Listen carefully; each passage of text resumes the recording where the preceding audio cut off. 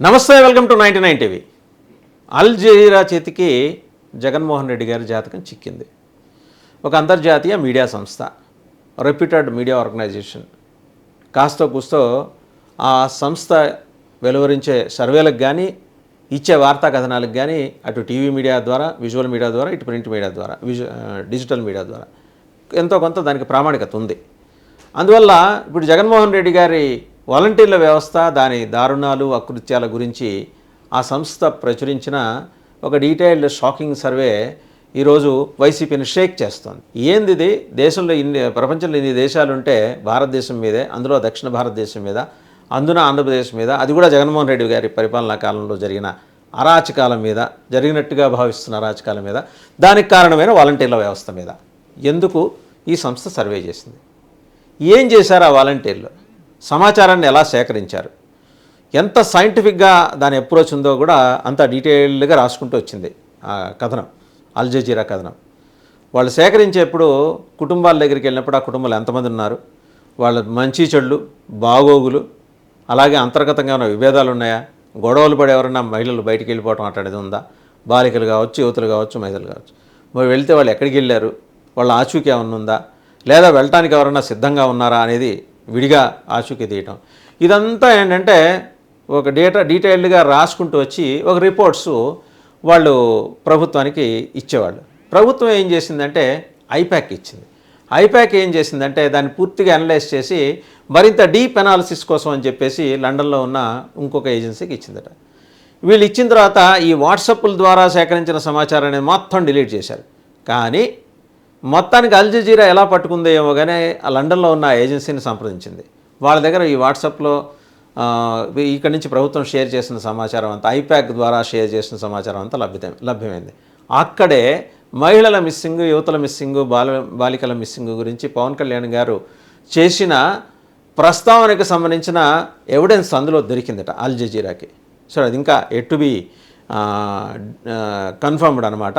దొరికినట్టు సమాచారం కన్ఫర్మ్ చేస్తుంది అల్ జజీరా. రేపో మాపో ఇచ్చే కథనంలో అది కన్ఫర్మ్ చేయొచ్చు.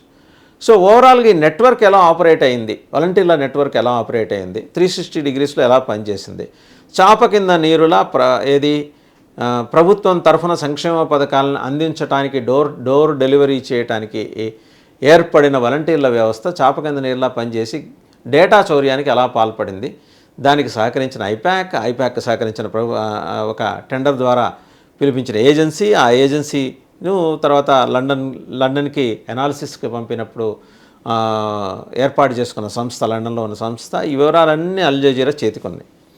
ఇవన్నీ ఓకే, అవన్నీ వాస్తవాలే ఉండొచ్చు. బట్ జగన్మోహన్ రెడ్డి మీద ఇంత ఫోకస్ పెట్టింది ఎవరు? జగన్మోహన్ రెడ్డి గారికి, వైసీపీకి ఇప్పుడు అనుమానం వచ్చింది. ఆరా తీస్తే ఏముంది, తెలుగుదేశం పార్టీ ఇదంతా చేయించింది అనేది. అలాగని తెలుగుదేశం పార్టీ చేయించింది కాబట్టి ఇదంతా బోగస్ అంటానికి ఏం లేదు. వాలంటీర్ల వ్యవస్థ కారణంగా జరిగిన అకృత్యాలు లెక్కలేనన్ని. ఆ లెక్కలేనన్ని అకృత్యాల్లో కొన్నింటిపైన మాత్రమే పవన్ కళ్యాణ్ ప్రస్తావన చేశారు. అందులో ప్రధానమైనది బాలికలు, యువతులు, మహిళలు మిస్సింగ్. ఇవి రిజిస్టర్ కాల.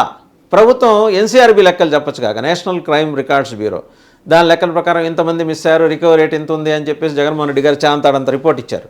రైటే. అన్రిపోర్టెడ్ కేసెస్ గురించి పవన్ కళ్యాణ్ గారు మాట్లాడుతున్నది. ఆ అన్రిపోర్టెడ్ కేసెస్ వ్యవహారంలో ప్రభుత్వ ఉదాసీనత గురించి ఆయన ప్రశ్నించింది. సరే, దాని మీద సార్ మరి కూటమి ప్రభుత్వం వచ్చింది, 6 నెలలైంది, దాని మీద ఏం చేస్తున్నారు? ఆయన హోంమంత్రిని చాలా సందర్భాల్లో అడిగారు, కొన్ని సందర్భాల్లో కడిగేశారు ప్రభుత్వాన్ని, ఆయన ప్రభుత్వంలో ఉంటూనే. సో ఇది పవన్ కళ్యాణ్ శైలి, విభిన్నమైన శైలి అనమాట. సో మొత్తంగా ఏంటంటే పవన్ కళ్యాణ్ ఆ రోజు ఏం చెప్పారో అది వాస్తవమే అని అల్ జజీరా కథనం తేల్చి చెప్పేసింది.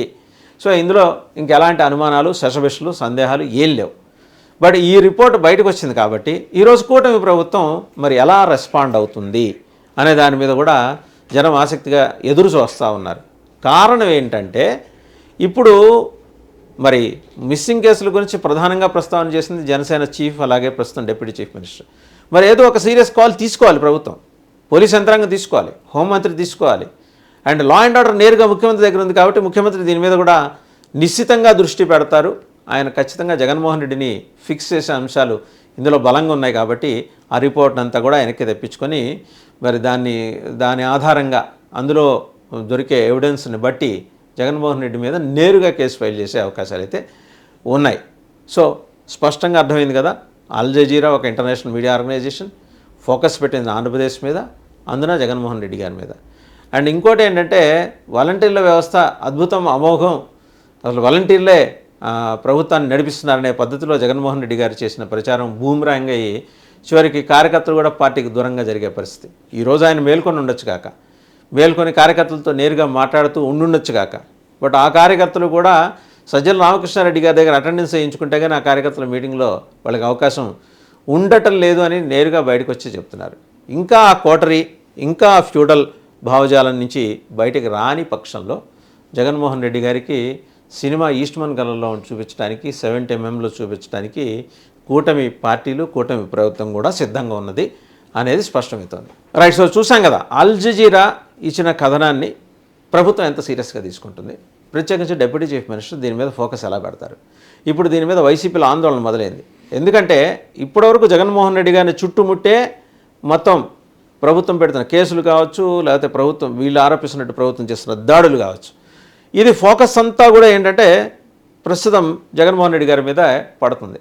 ఓ పక్క ఆయనేమో సంక్రాంతి నుంచి ప్రజల్లోకి వెళ్ళిపోదాం అనుకుంటున్నాడు, ఈ లోపల కార్యకర్తల సమావేశాలు అవి పెట్టుకుంటున్నాడు, నియోజకవర్గంలో నాయకులు కాకుండా నేరుగా కార్యకర్తలతో మాట్లాడతానంటున్నాడు. మరి వాళ్ళు ఎంతమంది కార్యకర్తలు ఉన్నారు, ఎంతమంది వాలంటీర్లు ఉన్నారు వైసీపీకే తెలియాలి.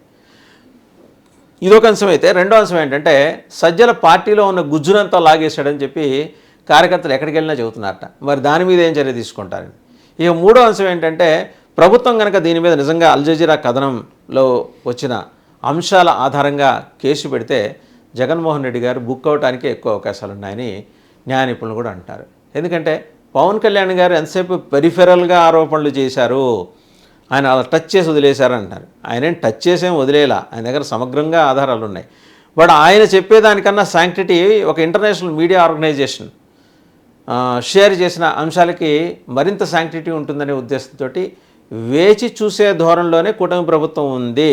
ముఖ్యమంత్రి కావచ్చు, ఉప ముఖ్యమంత్రి కావచ్చు.